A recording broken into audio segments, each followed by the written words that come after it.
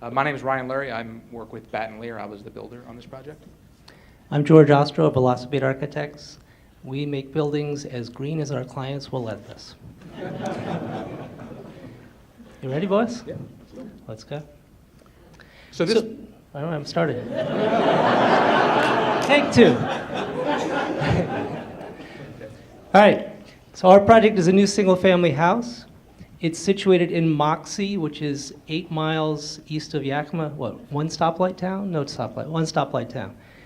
It's situated in the middle of a blueberry field that has lovely views of the hills and the snow-capped mountains beyond.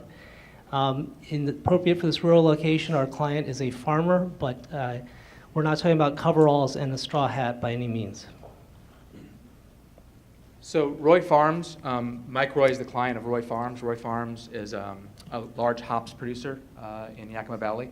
They're the second largest hops producer in the country. They produce about 10% of the U.S. hops for U.S. beers in the country. So it's about 3 million pounds of hops, a pound of hops, a barrel of beer. Mike's father, Leslie, did a lot for bringing Roy Farms into the computer age, and when Mike took over the farm, he took it upon himself to bring the farms into sustainability. It's a big, important part of his life. They recently completed a 3-year life cycle analysis, ISO certified life cycle analysis of the farm, and he, in his research for a home, came across passive house movement as a way to sort of capture his principles of controlled scientific building. So passive house was among one of the many criteria, but kind of at the top of the list of a comprehensive green program for this project. In 10 slides, 10 minutes, we're not going to be able to tell you about all of it. But when you're doing passive house, you really have to focus on the fundamentals of good solar orientation and compact design.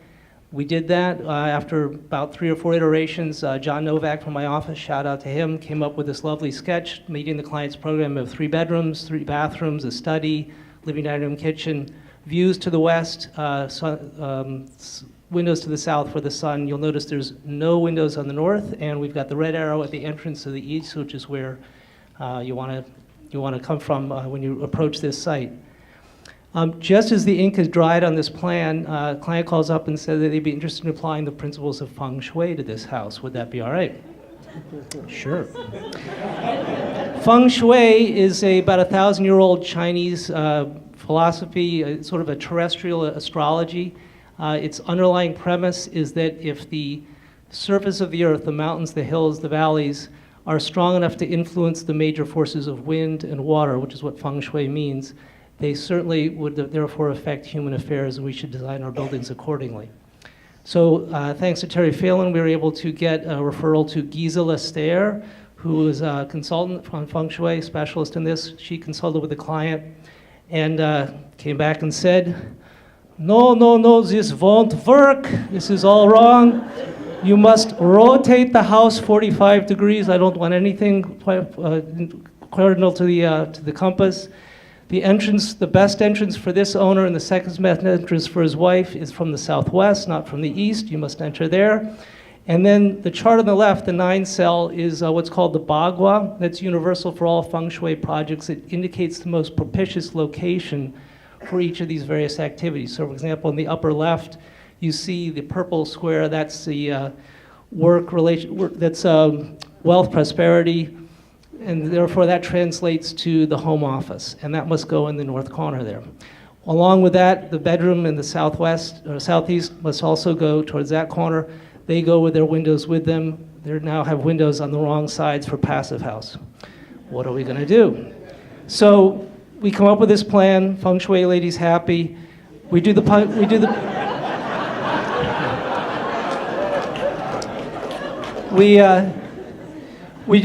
passive house calculations, which are painstaking, let me tell you. And we're just able to make it work, but only if we have R90 walls. R90 walls are 2 feet thick. You cannot build, in the western side here, we build passive houses with bat studs, maybe 2x8s and a couple inches of rigid insulation. That's still under a foot. We're talking about 2 feet. You build these with double stud walls. It's kind of like having a little narrow hallway all the way around your house. That's what you need to pack it all in there. The problem with double stud walls, as indicated on the upper right there by the blue line, is that the sheathing, which is the condensing surface, is all the way on the outside in the cold. Client has also had another house where he had a failure, moisture failure, and was concerned that this would happen on his dream house. Would we please run a woofie study? Sure, we can do that. So we did, and as you can see in the lower left, over a 3-year period, woofie says that this house is going to, the sheathing is going to increasingly get moist and not dry out. That's a failure scenario. We're screwed. So this is where I got to enter the picture. They hired a builder at this point. I came on board, and I was aware of these issues, and so it was my job to kind of figure out, what can we do here? And so in Seattle, you ordinarily put in general, you want about a third of your installation outboard of your sheathing. George mentioned the difficulties with that, with 2-foot thick walls. So I started punching numbers and doing a cost analysis and thinking about what's the most effective way to build this performance quality wall in Yakima, and we decided to just move the sheathing inboard and put it in the middle of the wall and use a vapor permeable Agupan external sheathing. Part of the factors that contributed to that were, who's going to be building this thing, which was me and some laborers coming down from Seattle. We didn't want to get into too high tech with Larson trusses. This seemed like a pretty simple thing to do.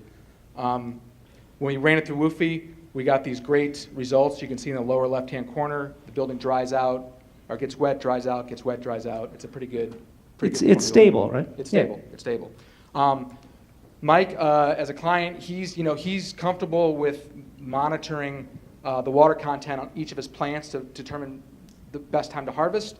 So he wanted to monitor the water content in the building. So along with Bat and Lair, we purchased a web-based moisture and temperature meters that we embedded in all the different assemblies of the walls in the north, south, east, and west walls.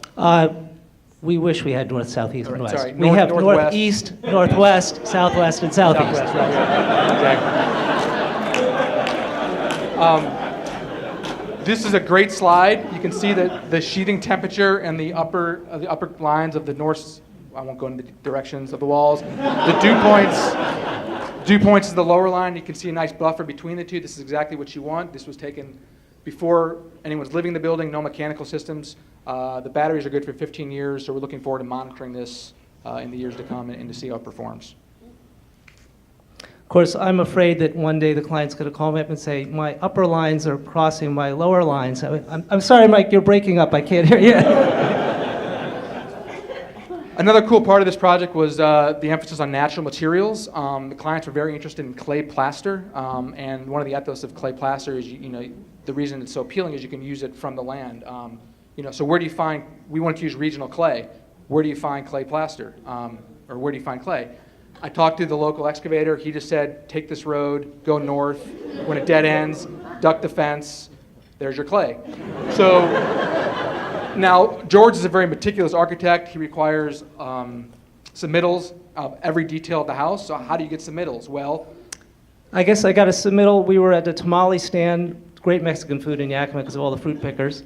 And Joseph, who's the Ion Eco building, the guy who did the clay plaster, says, come on out to the parking lot. So we're standing out in the drizzle. He opens his trunk. Right there next to the spare tire is a couple of samples. I say, that one looks pretty good. Okay, that's it. Done. And then we also used Shishugi band siding, which is just a Japanese technique for pre-weathering siding with burning for the exterior. That weathers really well in eastern Washington where it gets hot. So Ryan and I are both Seattle-based. The client was looking for passive house design and construction expertise, couldn't find it in Yakima. We've affectionately dubbed it the Bermuda Triangle because it is equidistant from the three major centers in Washington State. It's about a 2.5-hour drive in any direction. We're still very proud that we managed to get at least 50% of, it's pretty normal to get materials from all over the place, but labor usually you get from right at the site. We got about 50% of the labor from the site. We did, and another right about when this list was half populated, the client decided he wanted to go after Living Building Challenge. Getting those materials, as you heard in the last presentation, building that standard is really challenging. George's materials were mostly spec'd out, which sort of got us thinking we could do this. The project is going to have a constructed wetlands to manage all the black water on site, energy, net zero energy.